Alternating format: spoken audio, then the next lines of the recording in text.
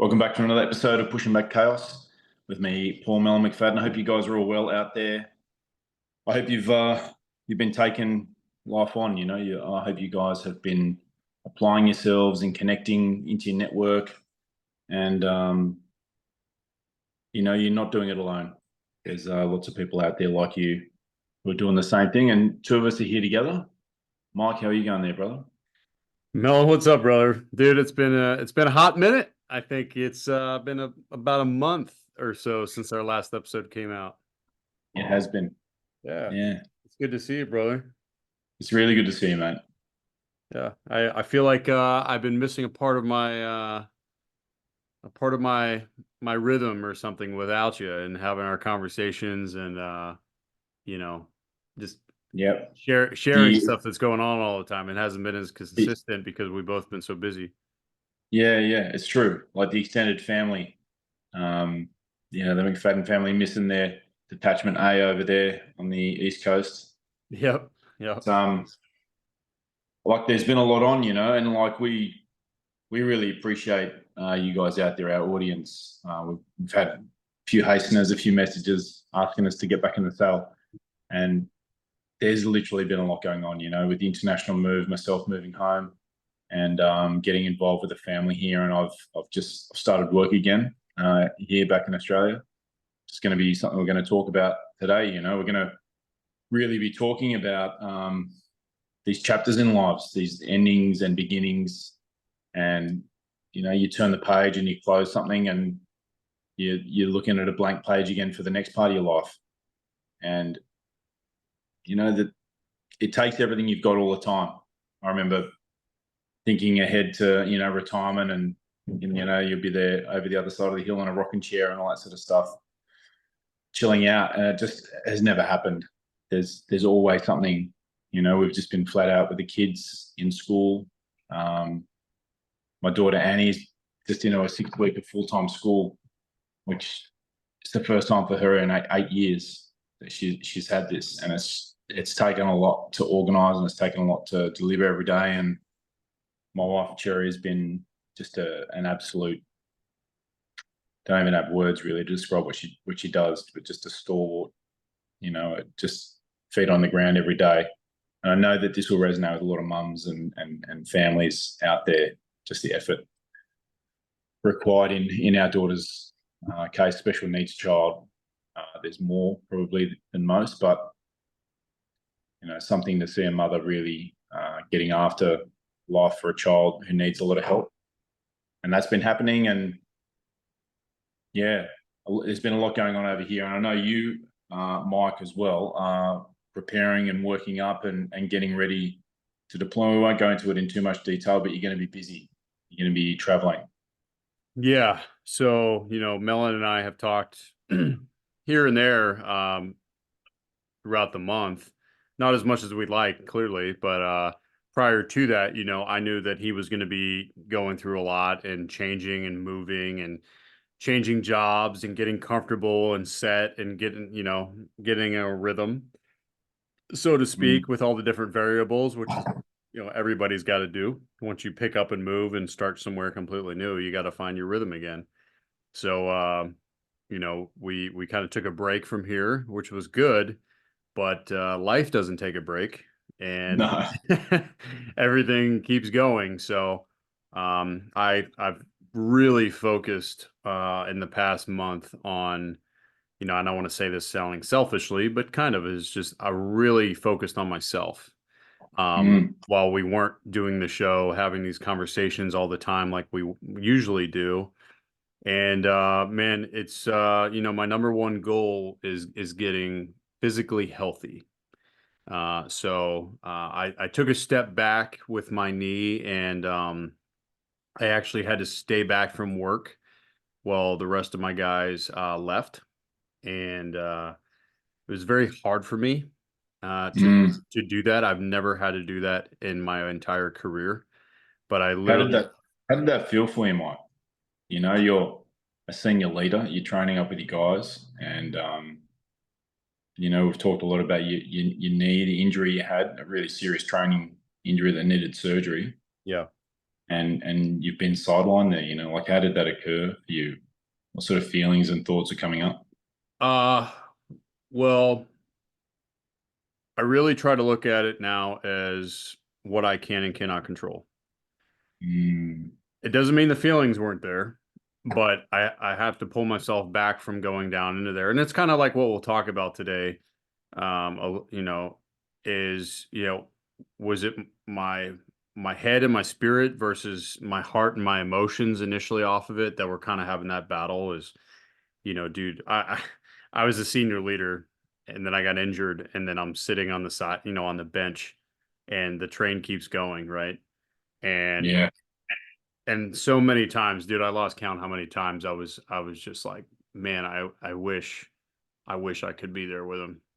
Like just really taking it in and knowing that they're away working and I'm sitting here doing that. And whether that's a little bit of selfishness because it's like I want to be there and I want to be leading them and I think that, we all can find ourselves saying that a lot of the time to have fulfillment or something else.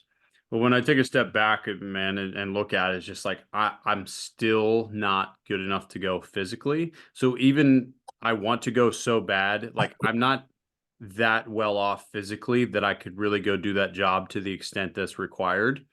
And that's Mm, what's holding me back. Not my desire of like I don't want to be there, but it's a physical thing where it's just like, hey man, you still need to get healthy, you need to get there. So that's not gonna happen. And that's like, okay, boom, there it is. There's the line in the sand. I'm not there yet. And I made peace with that. So the other side of it, where I've been focusing instead of just waking up every day feeling miserable because I'm not with my guys, is working on everything else. I still go to the gym. I'm on a really regimented workout program with our staff who are just awesome. I just want to say, man, like there are some people that are trainers and then there are like passionate trainers. And the one I'm working with, he's phenomenal. And we talk about life as we're working out, like it's holistic experience. And he's just such a good dude. And I've been working with him for about a month and a half now.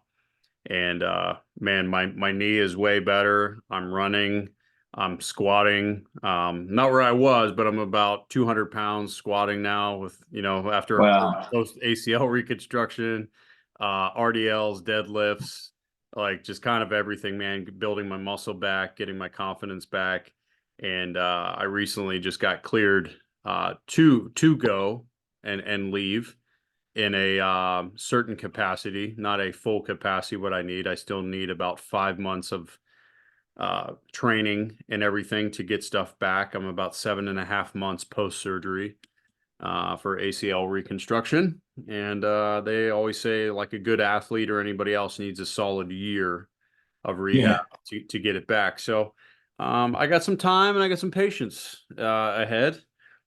But man, I'll tell you the growth on my uh like mental and spiritual side, that's Mm. that's been the biggest improvement over the last few months, but particularly I'd say over the last month of just focusing in on me and what I'm doing.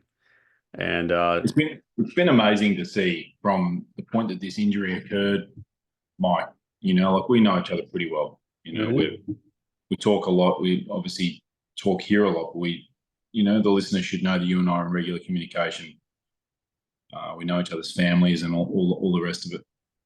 And I really thought you were in an amazing place. You know, during your workup, and I really seen. It's so crazy to think. You know, like the breakdown of this physical injury in the midst of your training in that key role that you have there, that leadership position you've wanted your whole career, to have had this breakdown. I've seen you break through in all these other areas in life. It's been really an extraordinary thing to watch occur. Yeah. And, like you're doing it on your own. It's pretty amazing. Like I've seen you manifesting all these things that we talk about. You know, we get on here and talk. Normally it's every week.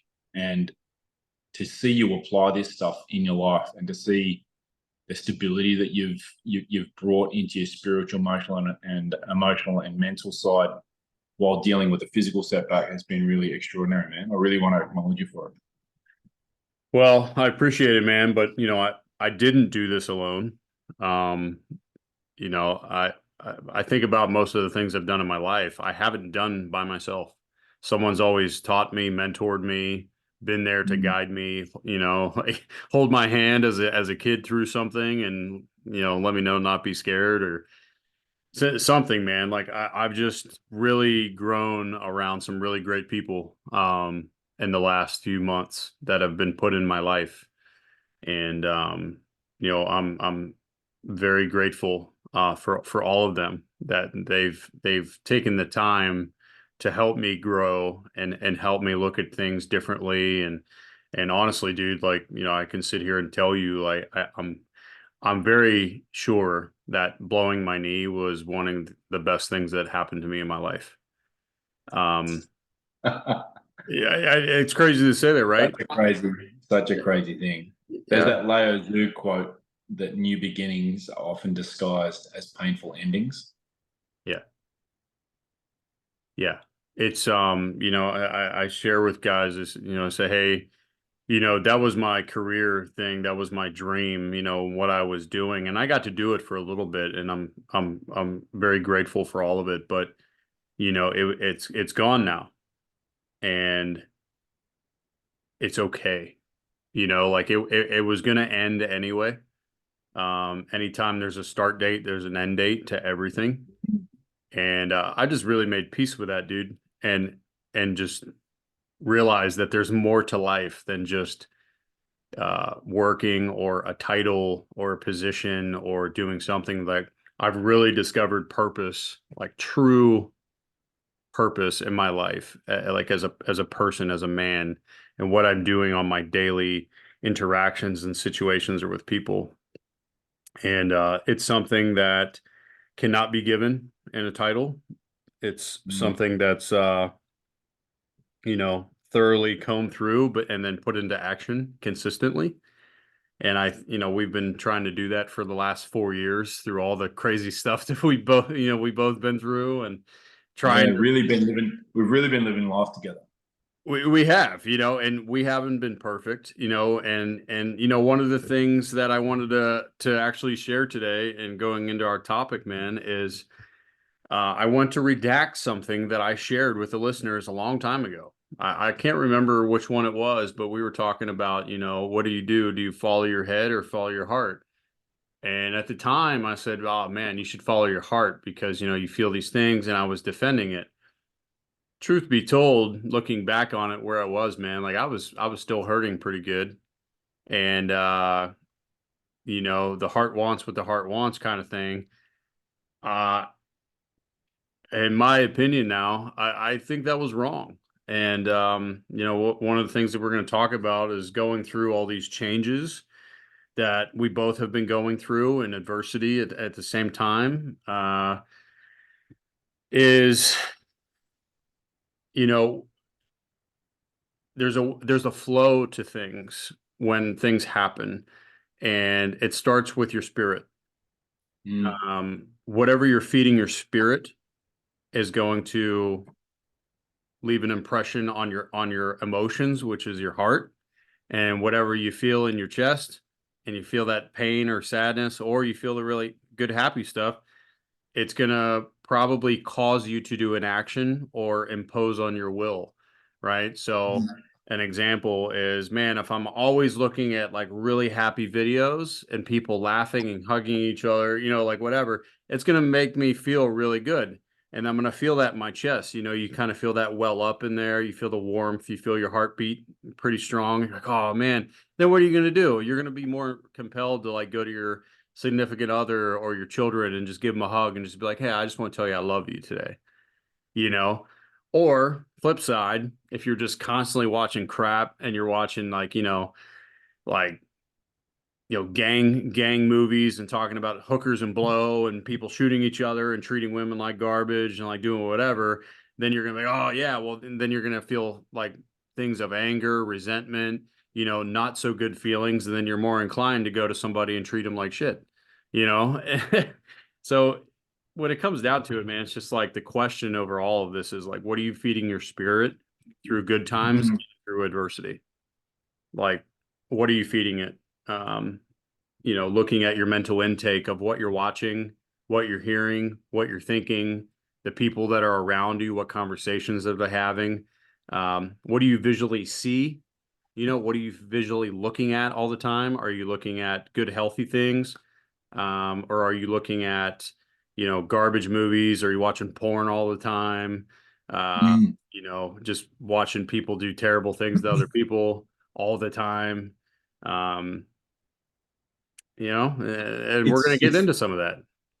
it's interesting, when you're just talking there about what are you feeding your spirit, and over the last couple of months where I was on vacation here, and I got home back to Australia from Saudi after nearly 14 years there, and had some time off, and then my daughter started in her school, and we're working really hard to try and get her some support um, with various government programs, and really finding it hard, really, no joke, being thwarted.